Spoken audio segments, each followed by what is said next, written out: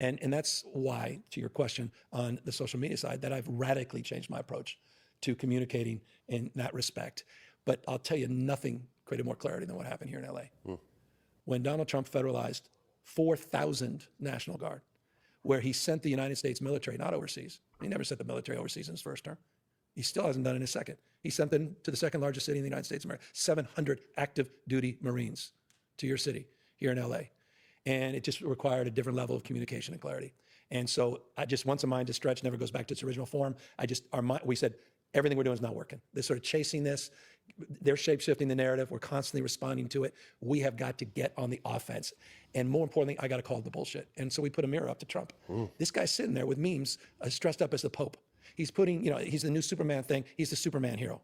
He's put himself on Mount Rushmore. He's putting all these all-cap tweets that if my 9-year-old put something like that or talk like that, he'd be in the corner. He wouldn't have his devices for a month. This is the president of the goddamn United States.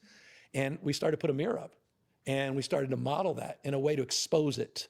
And what was amazing is we didn't expose Trump in that respect. We exposed his universe. The folks at Fox were like, this is very Up in arms. unbecoming of the governor. If I were his wife, I'd wash his mouth with soap, Governor Newsom. And I'm like, literally, that's parroting precisely what your president has been doing for the last 10 years.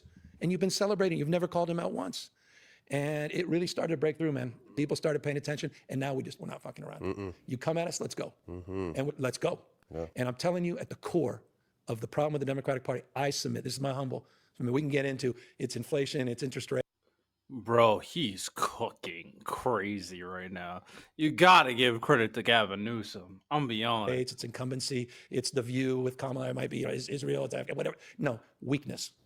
Period. Weakness. Trump is weakness masquerading as strength.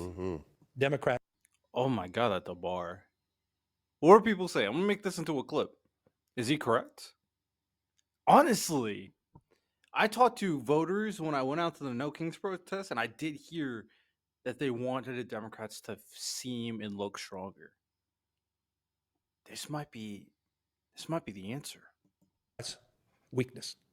And that fundamentally has to be addressed. We can get into the issues. We're dominant in terms of the vast majority of issues. The American people are with Democrats. Not all of them, but the vast majority.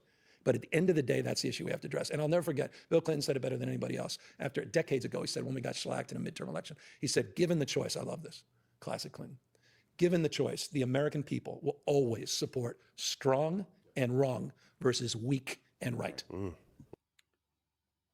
He's right. He's absolutely correct.